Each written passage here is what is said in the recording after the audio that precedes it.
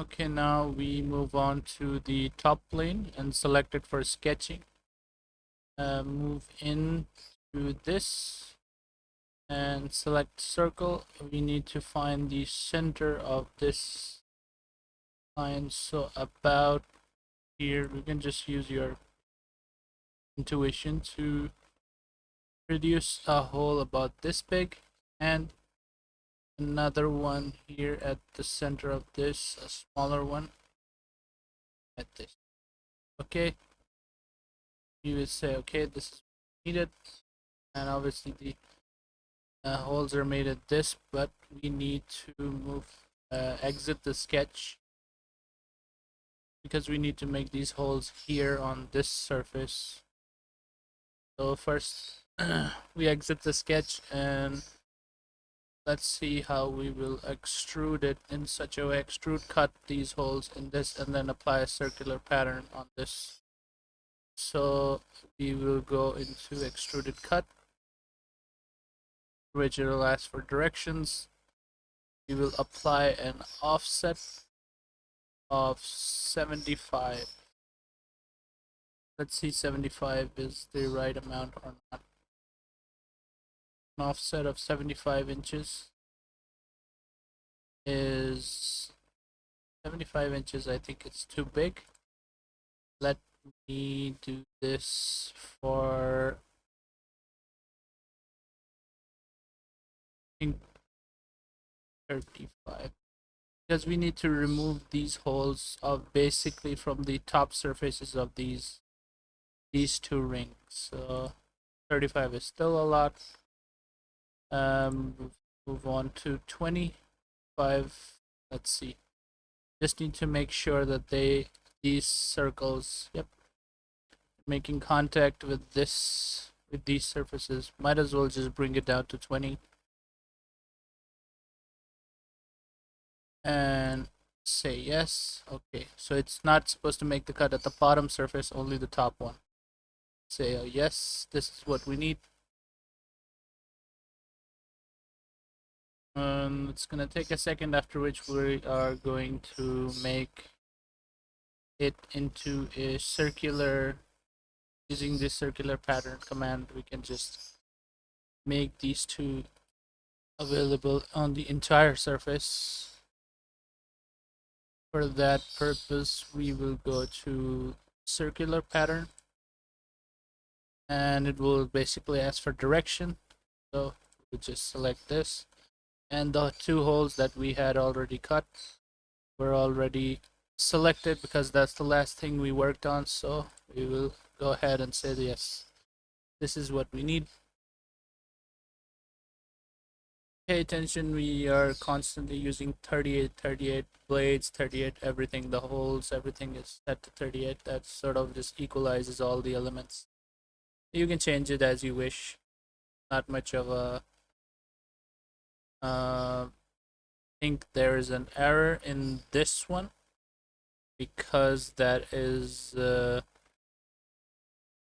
we can go ahead, because that just cut out a constant a hole. So let go back into the circular pattern and edit the feature and make sure the gap between the two is such that it doesn't the circle doesn't collide with each other, so as to not produce this full on cut in the surface.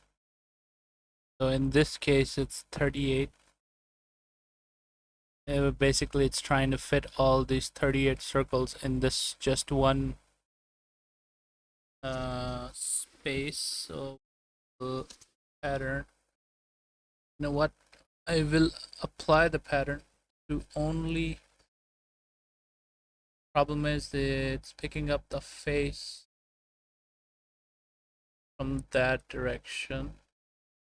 Let the 20 and see what's the preview. The spaces are a bit better, but 20 might just, because obviously we need equal spacing between these, and say yes.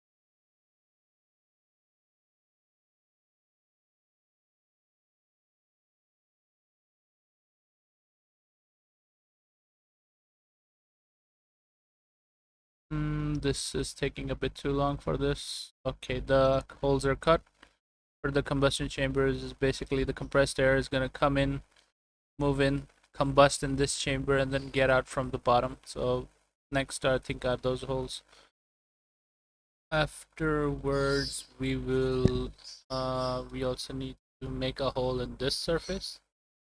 Just click on this, select sketch, and now since we can draw a circle somewhere at the middle of this curve, we can just draw a circle here. There's no need to.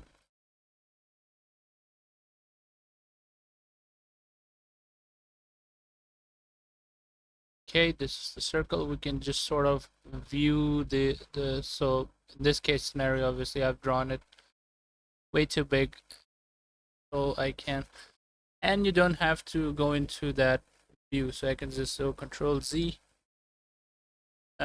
select the surface. The surface is already selected, and just apply a circle in this surface until I almost reach the edges of that.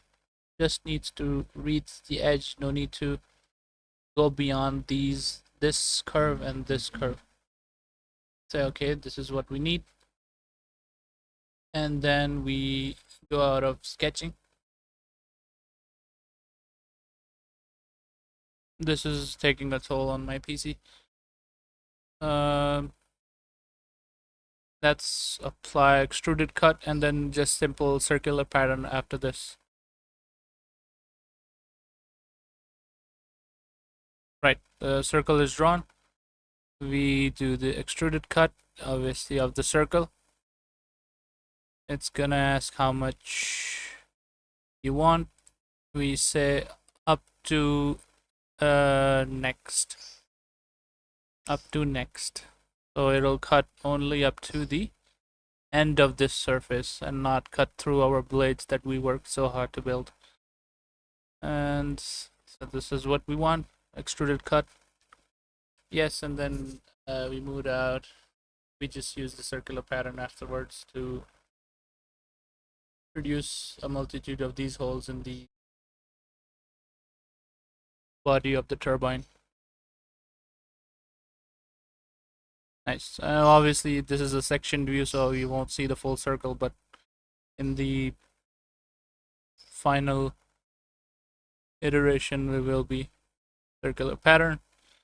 Obviously, it's gonna ask which direction. We're gonna just select this. The circles are already overlapping. We don't need that many. Say, I guess 10. Let's try 10. 10 is great. We can also try 15. 15 is overlapping, so I think we'll go with 10. 10 is can. Nice. They're not overlapping, they're not any too little.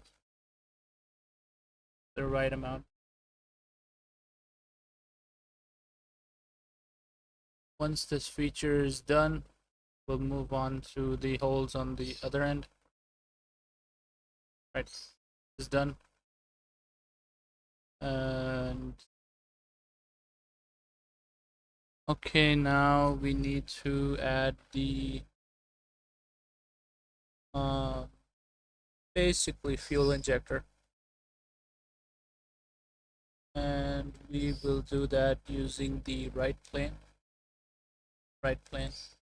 Sketch on the right plane, and you will draw this line about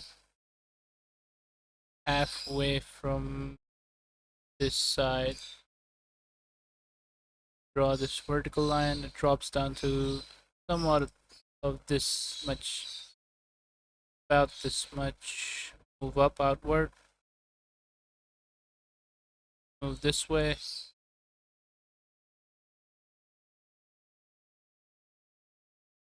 Okay, move this way, slightly up. Not sure why it applied that. Just need a simple line from this point. This moves up slightly, moves outward, very thin line. We can zoom in even more. Apply this, apply that. Move it upward slightly, back. This is just sort of a general pattern. You don't need to follow this, but if you want, sure. You can just make a fuel ejector. We will revolve this about its own axis, about this axis, and it'll start to make sense once we do that. But first, we have to, obviously, this is done. We go to complete that. The sketch is complete. We exit the sketch and go to features. Since the last feature that we edited is this, so it'll just take that as the thing we need to revolve. Go to features and revolve boss base. This is already selected. It just wants the axis, so we say this is the axis we need, and there you go.